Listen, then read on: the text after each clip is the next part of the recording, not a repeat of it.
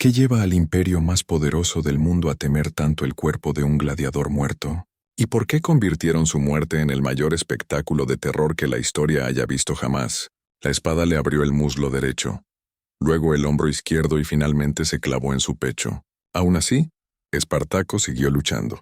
Se necesitaron 7 soldados romanos lanzándose sobre él para derribarlo, y solo entonces pudieron matarlo. Su cuerpo presentaba 17 heridas, cada una lo bastante profunda como para acabar con un hombre corriente. Pero Espartaco no era un hombre corriente. El gladiador que había aterrorizado a Roma durante casi 2 años, murió como vivió, negándose a rendirse incluso cuando la muerte era segura. Y sin embargo, los romanos no habían terminado con él. Espartaco había comenzado su vida en Roma como una propiedad que valía menos que un buen caballo. Pero en la muerte, su cuerpo se convertiría en la pieza central de la exhibición más brutal de justicia romana jamás registrada. El hombre que había liberado a 120.000 esclavos estaba a punto de ser convertido en una advertencia, una que resonaría en la historia durante 1000 años. Antes de convertirse en la peor pesadilla de Roma, Espartaco era solo una pieza más de propiedad humana en la escuela de gladiadores de Léntulo Batiato en Capua.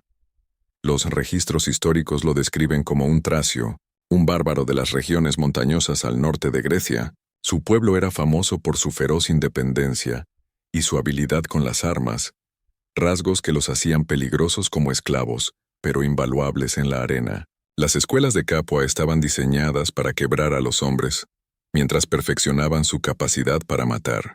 Los aprendices vivían en celdas subterráneas donde apenas podían tumbarse. Se les alimentaba lo justo para mantener la masa muscular, nunca lo suficiente para sentirse llenos. Hablar en sus lenguas nativas podía acarrear un castigo severo, pero Espartaco era diferente. Mientras la mayoría se rendía a su destino, él estudiaba el sistema, observaba cómo rotaban los guardias, memorizaba qué puertas se cerraban y a qué horas, e identificaba a aquellos compañeros que aún conservaban suficiente espíritu para soñar con la libertad. Y lo más importante, reconoció el error fatal de Roma.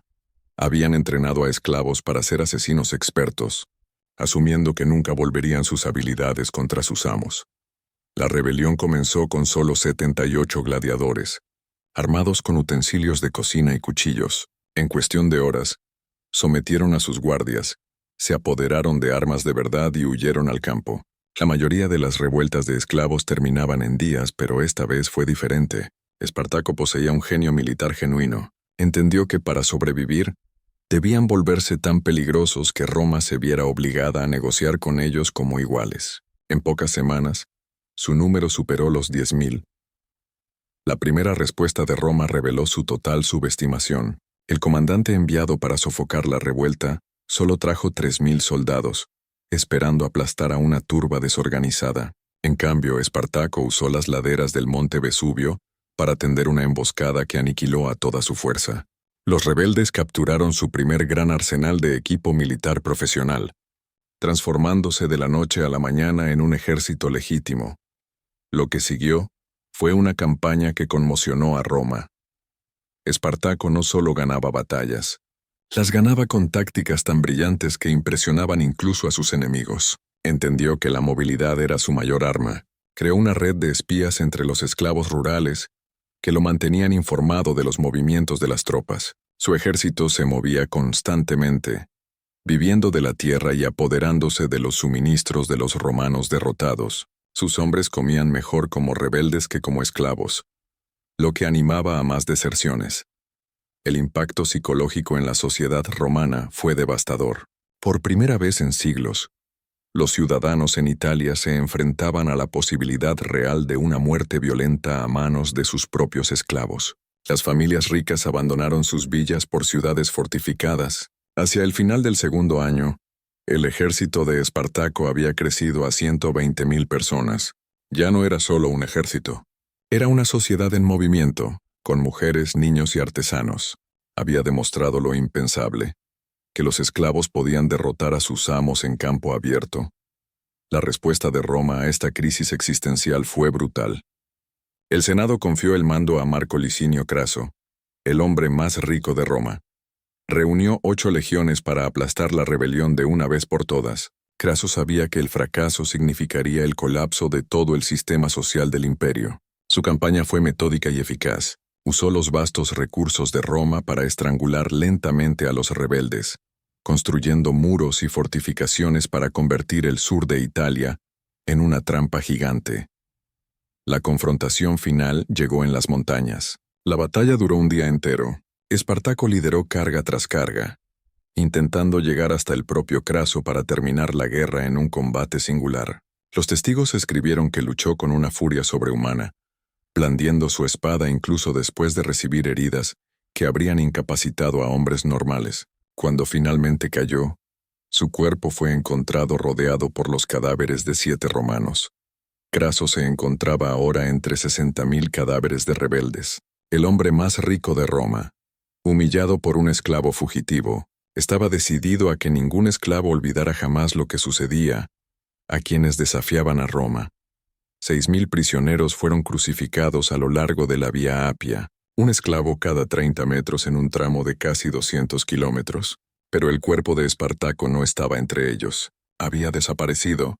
Finalmente, el cadáver apareció en el campamento de Craso.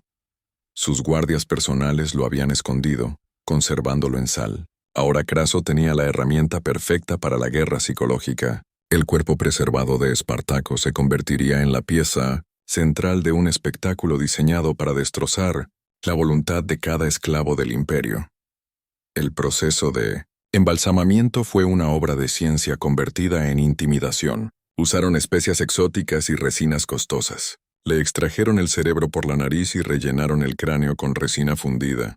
Pero el detalle más escalofriante fue el tratamiento de su rostro.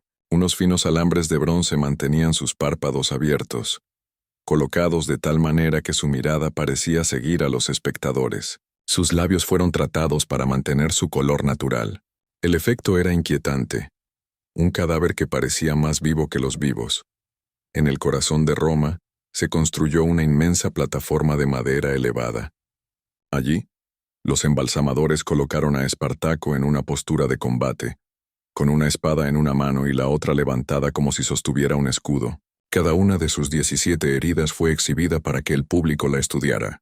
La exhibición duró 7 días. Más de 50.000 personas pagaron por ver de cerca al gladiador muerto. Pero la verdadera audiencia eran los millones de esclavos. Cada esclavo de la ciudad fue obligado a asistir. Los amos traían a sus sirvientes, señalando heridas específicas y explicando por qué la revuelta era inútil. Después de Roma, el cuerpo fue enviado a una gira de 6 meses por toda Italia. Casi 500.000 de personas vieron el cadáver durante su viaje. La victoria psicológica fue innegable. Las revueltas de esclavos, antes comunes, prácticamente desaparecieron durante los siguientes 200 años. El cuerpo preservado de Espartaco había logrado lo que una docena de legiones no pudieron. Rompió la voluntad de rebelarse. Roma había descubierto que el miedo y el espectáculo podían mantener un imperio estable de manera más eficaz que la brutalidad constante. Después de 6 meses, el cuerpo fue quemado en el Circo Máximo durante un festival. Sus cenizas fueron esparcidas en el mar, asegurando que ninguna tumba pudiera convertirse en un santuario. La historia oficial minimizó sus victorias y magnificó su derrota.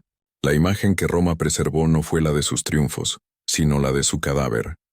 Espartaco no solo fue asesinado, fue borrado. Roma no solo quería su cuerpo destruido, quería que la idea misma de la rebelión se desvaneciera. Al convertirlo en el símbolo definitivo de la futilidad, hicieron que la propia libertad pareciera imposible. El gladiador que luchó por la libertad se convirtió en la muerte, en la prueba de que nunca podría alcanzarse. Roma había descubierto que la forma más eficaz de gobernar no era a través de la violencia constante, sino a través de la memoria. Hicieron a Espartaco inolvidable, no como un héroe, sino como la advertencia definitiva. Y así, mucho después de que sus cenizas se dispersaran, la mirada de Espartaco siguió persiguiendo al imperio, siguiendo a cada esclavo que se atrevía a imaginar la libertad.